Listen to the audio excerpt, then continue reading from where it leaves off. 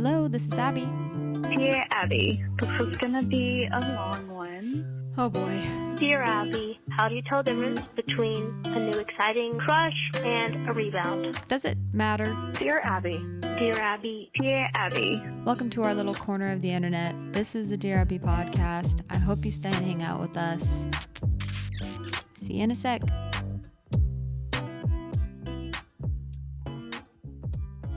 Hello, everybody. Welcome back to another episode of Dear Abby. I'm your host. My name is Abby, and I woke up from a nap not too long ago, if I'm being totally honest with you. So, am I feeling half awake, half asleep? Yes, but that might be a good thing because sometimes that makes me more calm. So, welcome to another episode. I'm happy to be here. I'm happy to record. I'm a little bit nervous about what I'm going to look like, but I'm just going to let that go and just roll with it. I have been pretty sick all week. I've had a little bit of a crazy week. We went to my sister's live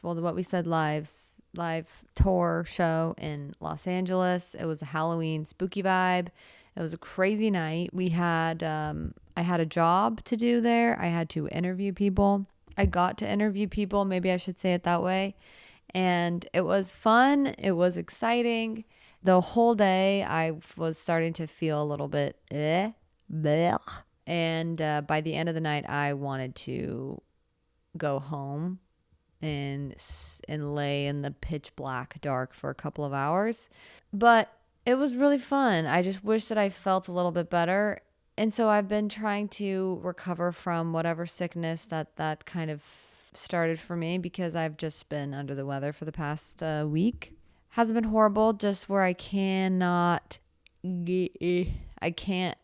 energy. I have, just the classic, no energy, achy, tired, sinus, a pounding head, all that fun stuff. But that being said, the show was amazing. I'm always in awe of the girls, both my sister and JC, how they perform. Like, they're just so natural. They've done it so many times, and it's really fun to watch other people cheer for them and be excited to meet them and see them and watch them make jokes and be really goofy silly together. And I love it. I love going and supporting her.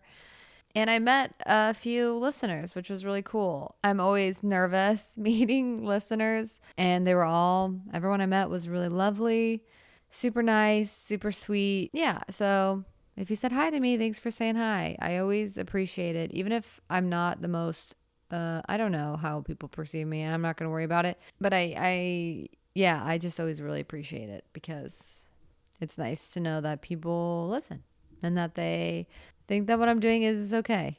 It was a little bit of a crazy show because obviously I was helping with backstage stuff, and Kian was doing a video for like a promo thing, and I don't know, just a bunch of stuff, and we were running around, but it was fun. I like being behind the scenes for stuff like that. It's always really cool to watch a production come together because it is kind of chaos before it happens, and then it just happens and everyone's happy normally and loves it and appreciates the effort put into it. But the before is always really crazy, and it's just always fun to see and be involved in any of the behind the scenes stuff with anything. I love the vibe of it. I love the kind of chaos of it, I guess. That's what happens when you grow up with 5 siblings. You enjoy the chaos and people back and forth, and, you kind of just fall into the shadows, but it's in a good way. Or maybe I'm just used to it. So maybe that's why I like it. I don't know. Anyways, that being said, I'm sorry that I look like I just woke up and I'm acting like I just woke up from a nap. It's one of those weeks, okay? It's actually kind of ironic because this week, and this is not a bit, this week I wanted to talk about resting in regards to if you are in recovery for something, or if you are just, life is hard and sometimes we don't prioritize rest and quality rest. And I'm not a doctor or a therapist or anything. I'm just going to speak on how I'm just going to remind everybody how important it is to get quality rest and to maybe give some pointers, some tips and reminders, because it can be easy to get caught up in the hustle and bustle and with social media which can be really inspiring and really great. It can also be exhausting and can make you feel like you're not doing enough, which gives you less quality rest, because then when you are resting, you are thinking about what you should be doing, or you don't even let yourself rest because you feel like there's so much that you could be doing. So I wanted to talk a little bit about that kind of mental battle sometimes with resting, and then some things, especially if you struggle mentally, how important it is to get rest, and to remember that just because you might be struggling with OCD, anxiety, depression, whatever it is, that somehow because you don't deserve to get really good rest, but you need good rest, and it's okay to prioritize that sometimes, and to advocate for yourself and speak up for yourself when need be. So that's what we're going to talk about, but I was going to do a quick life update, which I kind of already did, but I'll do a really quick dub and L for this week. My dub for this week was I dressed up as Nancy Drew for my sister's for the What We Said tour live show. I don't know if anyone really knew who I was. I had to tell most people, but I also didn't ask if they knew. So I guess I have no idea how many people knew who I was. But I went for like the old vintage Nancy Drew. So not like the new series or like the movie, because I do think it's similar, but it's also a little bit of a different vibe and a different era, because the Nancy Drew images in the books from the original is a little bit more like 60s, I believe is the era, or 50s, might be 50s. But it's like the really curated, the very gelled up, curated looking, perfectly tamed hair curl thing, like pin curls almost, but more tame, which is where the pomade comes in the gel. And it was really hard to get my hair to look like that, because she definitely doesn't have curly hair. So if I kept my hair curly, it would not look like Nancy Drew. It had to be the like 50s era hair. And then an outfit that looked like that era of detective, or some sort of classy, because she was very classy in all of the pictures and the drawings, like the paintings from the book. She looked very classy, very like cute. She was very stylish and very cute and very classy, and had amazing hair. Her hair is also orangish, blondish. It kind of depends on the picture sometimes. And if you don't know who Nancy Drew is, you can look up the books, but they're books, and then they made little games on the PC that my sister and I always played growing up. They're like our favorite games. I still play them sometimes, usually not alone, usually if I'm playing with somebody, or I'll stream them sometimes. I've done that before, and they're just fun. They're like mystery, there's puzzles, there's social interactions, there's drama, all the fun stuff. So with dressing up, I had to do my hair, which took about four hours to do. And it looked really cute. And it looked actually better than I thought it was going to look. But it's hard because I have very thick hair, and I'm very grateful for that. Okay, don't get me wrong.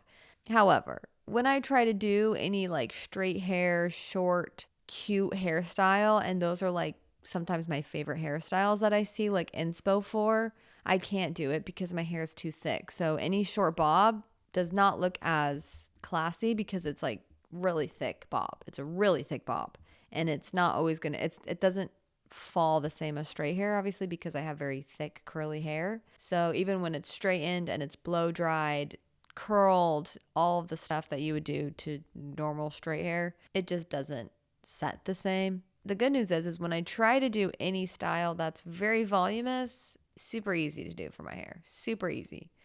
So you can't get the best of both worlds, is what I learned with my hair. But I just used a ton of gel and pomade, and it kind of tamed it a little bit more, so it actually looked like the era. But I was pretty proud of that. I also did my own makeup, and I thought the makeup looked okay. But that's something I'm trying to do, is I'm trying to learn how to do more makeup, because I really enjoy actually doing makeup on myself, on other people.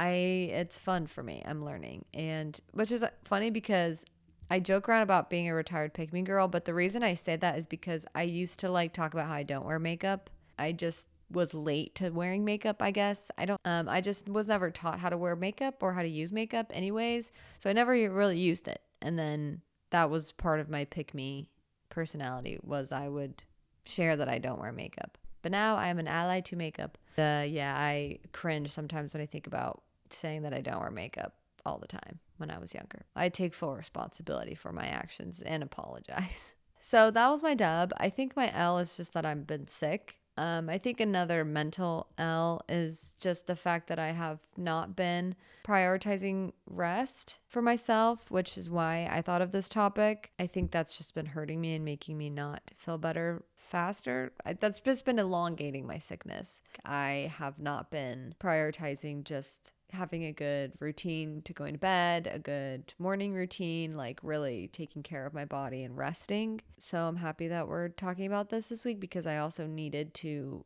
look stuff up and remind myself. It can be hard to rest in a time where everything feels like when it just feels like there's so much going on, especially leading up to the holidays.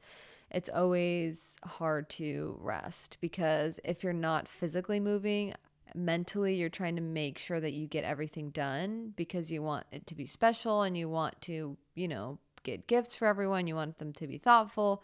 You need to plan out how much time should you take off of work, all sorts of fun things and decisions. It can be a time where you get decision fatigue and then you just want to give up.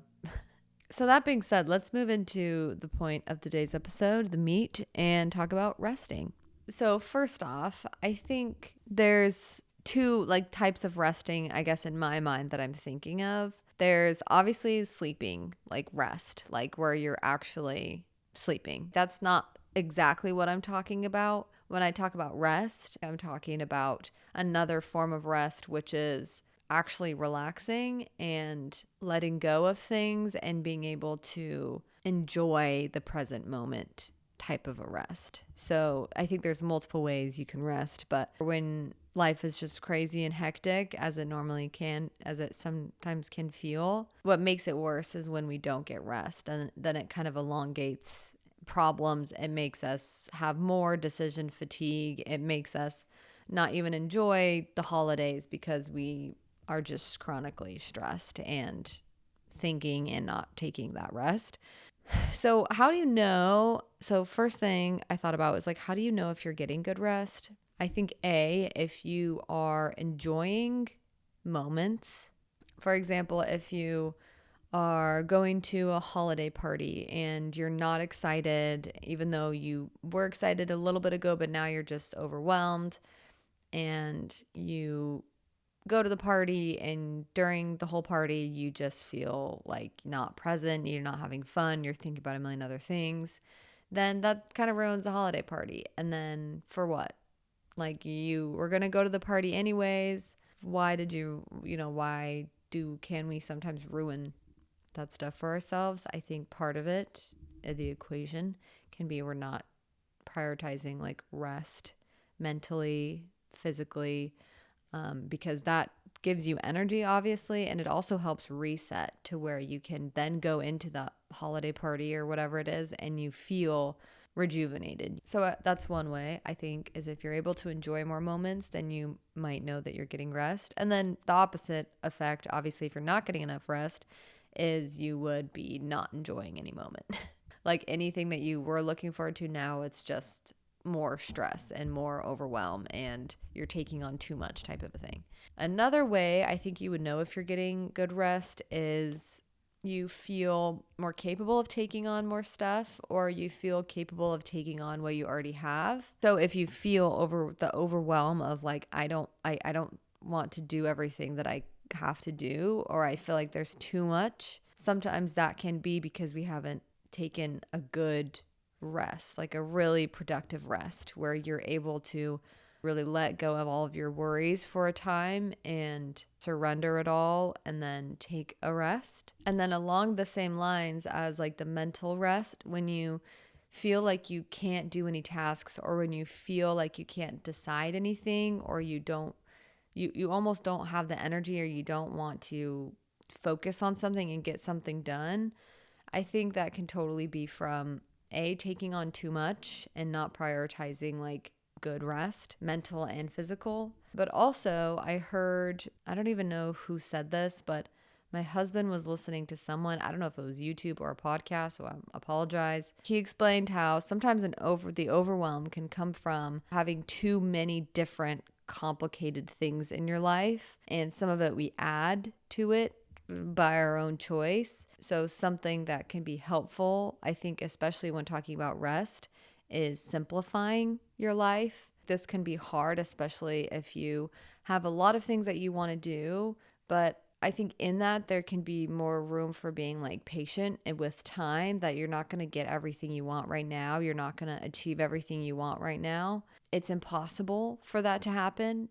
That doesn't happen to anybody. So instead of occupying your mind with all of these like wants and these things that you think you need right now, simplify what you want, simplify the things that you do, and instead of overcomplicating your life, simplify it. And I think that can definitely leak into where you're able to actually take rest mentally, because instead of, again, when you're laying down for a little bit and you're going to watch something to decompress, instead of thinking in your head while you're watching, okay, I have to do this, then you're not really able to watch and enjoy a show. You're not able to really take that mental rest. Or if you're going on a walk and you go on a walk to get more peace, to have a mental reset, a physical reset. If we are overcomplicating things and we're taking on way too much, then during that walk, you just might not feel present. Like you won't even notice how green the trees are or how blue the sky is and the simple things. So I think that's kind of the first thing that we can do if we feel that overwhelm or that lack of a restful mind, is to simplify your life. So if you want to do a bunch of different things, just pick one thing or two things for now. Work that into your schedule, and then everything else, you're like, I just have to let this go for now. And then in 6 months, I can revisit. Okay, do I still want to keep doing this, or should I swap these out? But if we are overcomplicating our life, then we're not going to feel present, because it'll just always feel like there's something else that we need to be doing in this moment. I really loved my yoga teacher training. I feel like I learned a lot just about the mechanics of the body, and also just about the mind and how to help kind of quiet it down. And one of the ways that is very parallel to my experience in therapy is just to say hello to the monkey brain that's kind of like jumping around. Okay, you need to do this. And if you try to take a rest, it's like, okay, you're taking too long. This is too long of a rest. Or just is loud and it's chaotic and it never kind of lets you rest mentally, especially. So something I learned is just you wave to the monkey brain. Hello, monkey brain. You are aware of the monkey brain. And then whatever it's telling you to do, you don't do it for a time. And it's very similar to OCD, like exposure response prevention. Your brain, your OCD brain is like, okay, you need to go check this. You need to go. You can't let that thought come up again. So if it comes, you have to squash it, or, whatever it is. It's the same practice of recognizing, okay, I feel a little bit overwhelmed. I'm having thoughts that are saying that I need to, instead of lay here for a little bit and just enjoy being with my kid, enjoy being with my family, I need to figure this out. I need to ruminate about this, which, again, ruminating is like, it feels very physical sometimes, because you're very much checking out of your physical body and moving into your mind. And that's like where you're living. And so as somebody who is very experienced in ruminating, sometimes it feels like you're doing something productive, because that's why it's hard to stop, because it feels like you're doing something productive, but you're not, with ruminating and overthinking. But it can feel like a trick sometimes to make it feel like you are doing something productive. And there might be a fight against that, saying, well, I think you are doing something productive because this time you said this and this person liked that, and that was because you were overthinking. And, it can take you to all those different places. But it's like, in that moment, is it better for me to be present with my child, be present with my husband, or to be thinking about everything that they're doing? And I think I would choose presence over overthinking every time. I think that's just one way that we can become aware of if we're overcomplicating, or if we are listening to that monkey brain more than we have to. Another thing to get better rest is to really come up with a game plan of your life, but not in like the next 20 years type of a life. I'm talking about the next 6 months. What are you focused on? and focus on those things. And the monkey brain that's trying to get you to focus on 1,000 other things, just realize that sometimes can be a distraction to try to protect you from failing, from trying something and it not working, from wasting time. And I say that in air quotes because sometimes our brain can tell us like, you're going to waste time if you do this. But if it's something you're interested in and you've spent so much time in your head not actually getting better at something, not learning something, not executing on something, then you're already wasting that time. So sometimes that voice is just, it's just ironically, we can already be wasting time overthinking. So making a plan or understanding where you're going in your life, at least in some small way, can be so much more helpful than just having no direction, because that's okay for a while. If I'm in my 20s, I'm getting close to 30, but my 20s always felt like I had a million directions and I didn't know which one to take. And I still feel like that sometimes. But to say that that's where I'm happiest is a total lie. Like, I can totally accept that. And then there's a level of acceptance that does help me feel at peace with that. But I do feel a lot more peace and joy when I have a direction. And so don't let go of the hope to one day kind of feel like you have somewhat of a direction, even if it's not 100% clear. And that kind of goes back to the simplifying of your life, like to simplify what you are trying to go for. Look more for presence over anything else, honestly. So any kind of a plan, it can be a 2-year plan, a 6-month plan, a 5-year plan, or it can literally just be for the week, for the day. What do I want to get done today? What do I want to get done this week? And as much as you can help it, just try your best to not let yourself go down any rabbit holes in your brain about everything else that you could be, should be doing. Because in case you need a reminder, you are doing plenty. It's okay to want to be better, to change, to do more. And if you really feel like that's, you can trust yourself. And also you are probably doing more than you think, as well as you also just might need more rest and more presence instead of more stuff to do.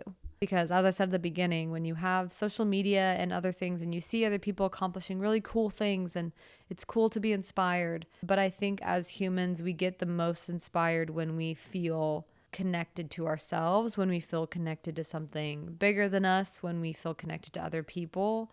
And one of the most important ways that we feel that is through being present. And so without that, there's going to be a lack of connection with all of those things if we're not being present. So, and I feel like that with my art or with anything to do with my creativity, whenever I'm not present and I'm overthinking and I have all these OCDs, worries and ruminations, I feel so disconnected from my heart, from my creativity. There's not a lot of inspiration that comes. And so I think as someone who likes to be creative, that makes me feel connected to my God, and it makes me feel connected to myself, other people. And normally how I get that is just by being very present and letting go of perfection and being here in my body instead of in my mind, which is a really helpful indicator for me. If you're creative, sometimes that can be a good indicator whether you are feeling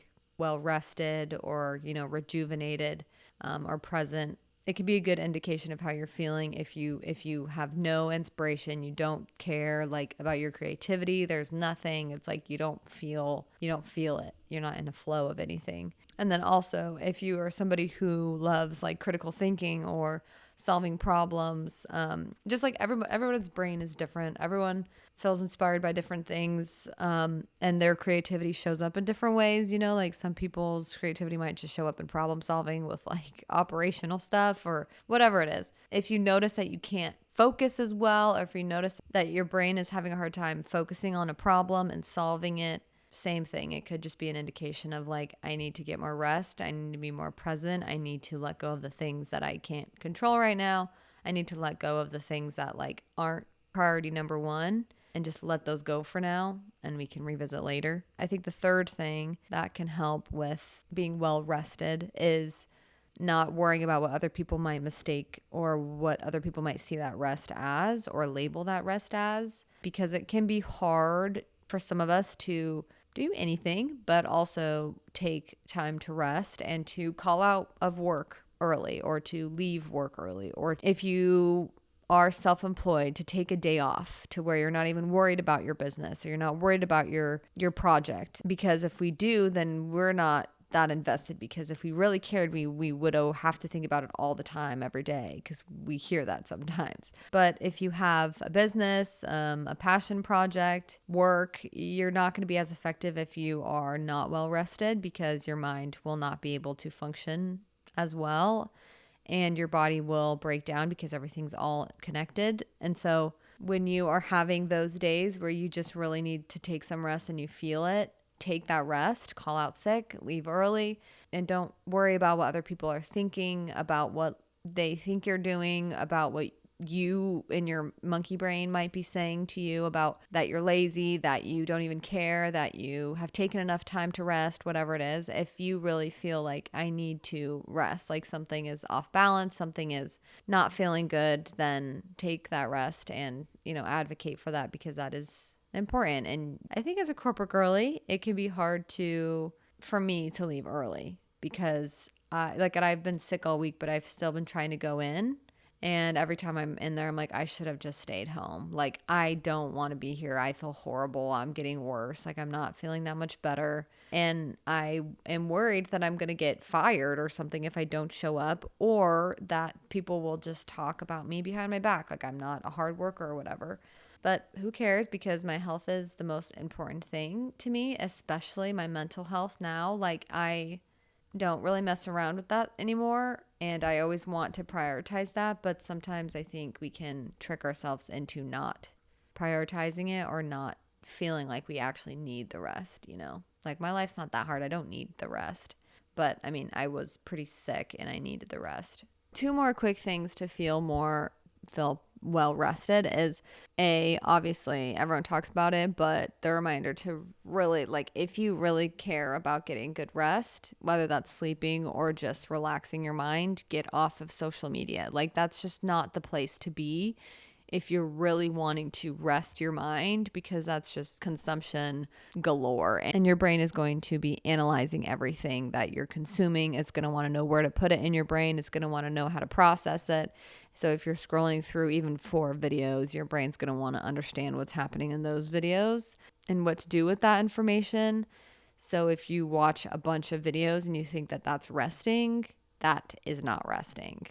That might be why you might feel overwhelmed or exhausted, or you feel like you can't handle what's in front of you because you feel like your brain's already trying to handle all the things that aren't in front of you. So it's not going to be able to handle what's in front of you anymore. So that's just a reminder that if you really want to prioritize getting good sleep or getting good rest mentally, especially, turn off the notifications, turn off the news, the crazy stuff. Doesn't have to be all the time. Just when you really need the rest, take that rest. And even throughout the day, just be really aware of what you're consuming, because that's what your brain is going to be analyzing and processing. So usually when your brain is like not able to process something or trying to process things, that keeps me up at night. So it's definitely not a very helpful thing when you're trying to rest.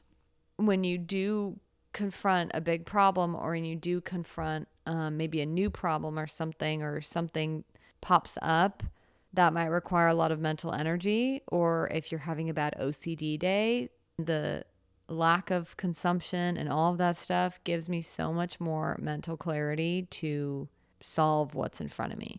And it's also way more gratifying, because I'm not halfway solving a million random things that I'm saying on social media. I'm actually solving real life stuff that's in front of me, and that is real, and it's gratifying, and it's happening to me. I think we just see a lot of stuff that happens to other people, and then it makes it feel like it's happening to us, but it's not happening to you. And I don't know if that makes sense. And it's not the lack of empathy. It's just if you're watching so much stuff about other people's lives, you're not even in your own life. And I do think it's good to know what's going on in the world, just to have a basic understanding. But I don't think fear-mongering is okay, and I don't think that's helpful, as well as I don't think consumption is helpful for your brain.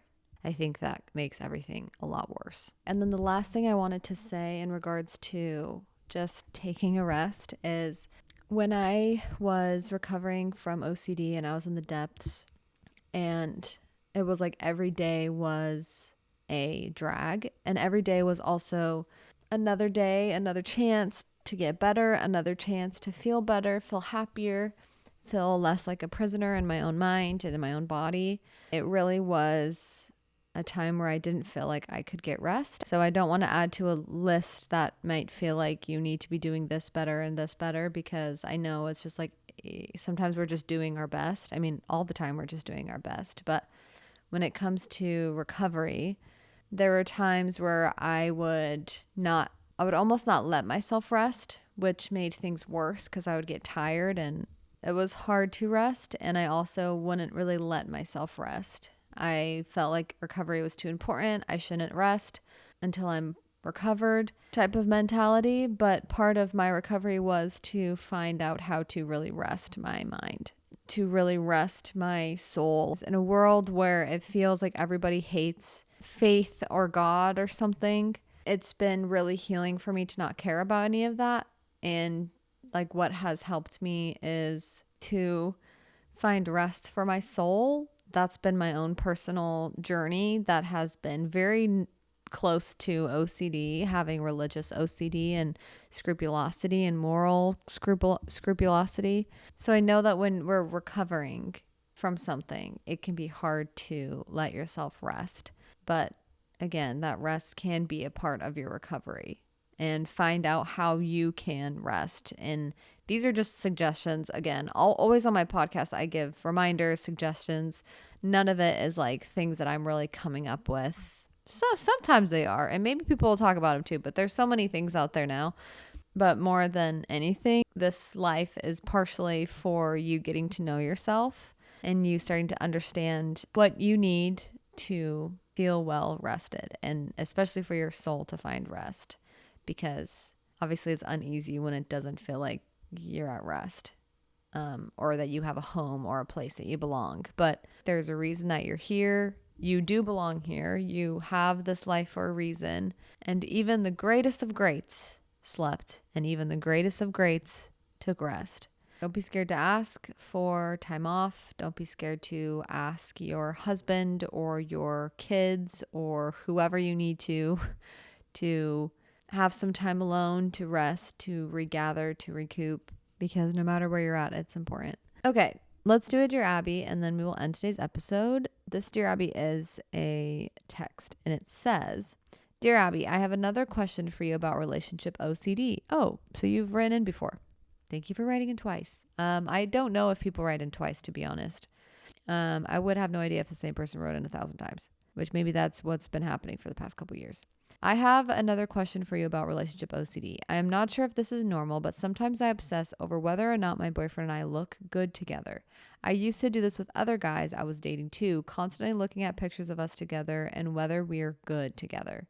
Sometimes I also worry about losing attraction to him, especially if he wears a certain outfit that I don't like or has a longer beard than normal. I feel like I judge him so much and I feel so mean. I want to be a loving partner and accept him for who he is. Is that normal? How do you navigate these feelings towards the person you love? I love him, but I still have parts of me that worries about whether or not I'm in the right relationship and it should feel like this. Last week I talked a lot about relationship OCD, which is something I want to talk about a lot more or just relationships in general and mental health. And my answer will always, again, start with, if you're not in therapy and you have the means to start therapy and seek help from someone who can personalize the recovery program for you.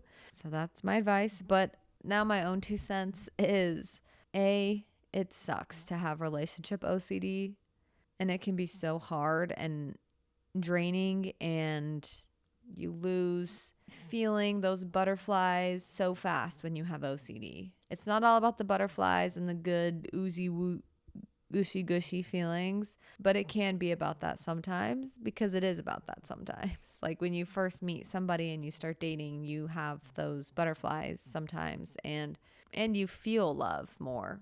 And when you struggle with OCD, relationship OCD, it can start to feel like that butterfly effect, or the good feelings in relationships start to get kind of pulled away from you to the point where it feels like you can't get them back. So that's very hard to deal with, and it's not something that's probably going to go away in one night. That being said, there's a lot that you can do, even just from what you sent me. Like, I have ideas for exposures, I have ideas for things that you can practice, because obviously you're talking about whether you're in the right relationship or not. What is that supposed to feel like? If you were to ask 20 people that question who have been married for a long time, I think you'd get a lot of different answers, first of all. So there's not a right answer. And the right relationship that you're looking for might not exist in the way that you think it's going to. But also a good exposure is to be like, maybe there is a right relationship out there and I'm never going to find it. Or what if I'm going to be stuck in this forever? And whatever fear might be attached to that is something that could be helpful to find. What exposures, what things that you're afraid of, and what things you're avoiding. So I would say some good, quick, off the top of my head exposures, if you feel up for it and if you have help especially, is if you're worried that you're not attracted to him in a certain outfit, I would say encourage him to wear ugly outfits. You don't have to say it like that, but buy him pants that you don't like, or buy him a shirt that you don't like, and then when he wears it, and you have that part of your brain that's coming up saying like, do you even find this attractive? Wouldn't it be awesome if he only wore stuff that you were attracted to? You know, and you have that part of you, that part of your brain that's getting all anxious about that and wants you to be like, click me. Hey, come think about this. And instead of being present with your boyfriend, come worry about this with me over here. Don't click into those thoughts. Let those feelings come. Like the feeling of maybe you're getting icked out. Maybe you're feeling, maybe it's like disgust, or, which sounds intense, but when you have OCD, sometimes it can be a very physical feeling. It can be very intense. It feels very real. So that attraction that you feel like is gone or is leaving or goes away so fast, that can feel very real because that's what you're feeling in that moment. That's what your brain is trying to get you away from. Your brain is trying to get you to be distracted so that it's somehow protecting you is what it thinks. But love is always a risk. Like, no matter what, how awesome your partner is, it's always a risk. And we know that going in. I think a part of us knows that. The brave, wise, strong part of us knows that going in. And the more loving part of us knows that going in. Once you start to have these triggers come up and you feel these feelings that you're avoiding because you're like, what's past this feeling? Like, what if I let myself feel this disgust that feels like it has to come up, or this losing your love feeling, or whatever it is for you, whatever feeling is coming up, or a thought or fear. Don't avoid it. Let it fully just open the freaking floodgates. Let it come flowing through in that moment. And it's not going to be comfortable. Sometimes it flows through and it lasts 1 second, then it's gone and you're like, oh, okay, I feel immediately better. Sometimes it stays a long time, but let it come through. And eventually, after doing good exposures like this, and if you throw in a little bit of ACT therapy, acceptance and commitment therapy, that was really helpful for me. There's also a lot of different therapies that you could try to look into. Maybe be curious about different therapies. Ask your therapist, ask your doctor what kind of therapy might be good for this. But I think one of the most important things you can do is find ways like exposures or ACT therapy or different therapies. Find things that help you slowly separate you, who you are, your love for your boyfriend, from your OCD, from that anxious, over protective part of yourself. And realize that that's not really your deepest desires, even though sometimes with OCD, it might make it feel like those are your deepest desires. That is your true self, that you don't really love him, that you are icked out by him, that you're not attracted to him anymore. You're only attracted to guys that wear baggy t-shirts and, I don't know, certain shoes, or have a certain hair look that's trendy. It's hard to distinguish and to create distance between yourself and OCD at the beginning. But try different things, try things out, be open to different therapies, be open to different exposures, trust the process. And eventually, when you start to create that distance, it'll be easier and easier to spot when it's just your anxious OCD brain throwing something at you to get you to almost disconnect from your partner because, again, you might have a deeper fear that they're going to leave you or that you're not lovable totally, that relationships can't last, that, there's going to be some type of limiting belief that's holding you back in your relationship and that your OCD is latched onto. And until you start to diminish that limiting belief or whatever it is, OCD is going to have that power. But once you start to relinquish that more and more, then OCD is going to lose a little bit of its power and make it easier to have that mental clarity of, okay, this is not helpful and this is helpful. When you ask the question, is this normal? I'm not going to totally reassure you. But if you've heard my podcast, if you've heard other people talk about relationship OCD, all of these themes, I've heard them 1,000 times. Like I've felt them 1,000,000 times. I've heard them all the time. It might be normal. It might not be normal. And that's all I'm going to say because I don't want this to be a total reassurance podcast. And then the other question was, how do you navigate these feelings towards the person you love? Again, it's creating that distance between you and those OCD worries and thoughts and patterns and taking your power back. Like you don't have to do what OCD says. You do not have to put these judgmental things onto your partner. You have a choice no matter how you feel, and taking your power back in that definitely helps you navigate those feelings because you start to remember why you love them in the first place. And again, when you're first dating somebody, sometimes those butterflies are there because you're not judging them as much. You just feel present with them. When you're with them, you're not overanalyzing everything that they say because you're not as threatened because you're just kind of meeting for the first time. It just feels light and fun and you feel connected. You feel so close to them because you're both excited and present and you don't have all of these things that you're projecting onto that person. It's just you're hanging out and you're having fun. So the more that you can just let that connection thrive and let that be and let there be more presence instead of being scared of it and scared of that connection, obviously the happier in your relationship you'll be. And it could be the wrong relationship. So a little bit of an exposure, but it could be the wrong relationship. For most people, God's not going to come down, or the universe or whatever you believe in is not going to come down and say to you, to your face, this is the exact right person. This is how this relationship should be. This is what you should do. That will not happen. Maybe it has to people. I don't know. No one I've ever met it's ever happened to. I've never hear about that happening. So to wait your whole life to get some type of big answer for your relationship in that type of a way. And honestly, I think even if you had OCD, if that happened, give it a day and you would start to overthink that situation.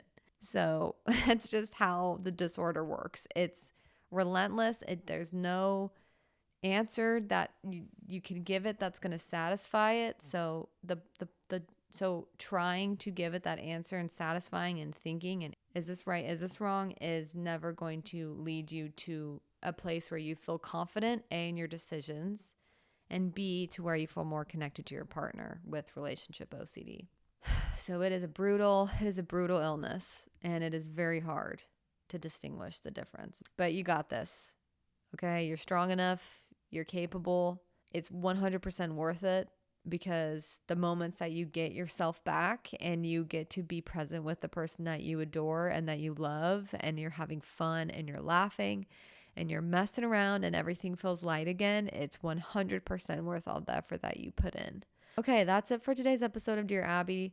Thank you guys for listening to my sick voice this whole episode. You guys are the best. I hope you have a wonderful, wonderful, beautiful weekend. If you want to support the podcast, do all the things that I say every week. Write a review on Apple and Spotify. You can comment on YouTube, subscribe, follow my Instagram, Dear Abby Podcast, or follow my normal Instagram, Dear Abby.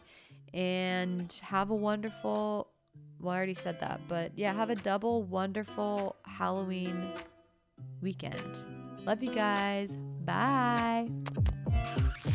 우회전 taking a ride to Jonah Lake 눈치 보면서 들어가 할 때 찾아 나머진 바빠 개설레임 바꾸는 사람들 시간만 지나가 자신감 가지고 해와 그냥 천천히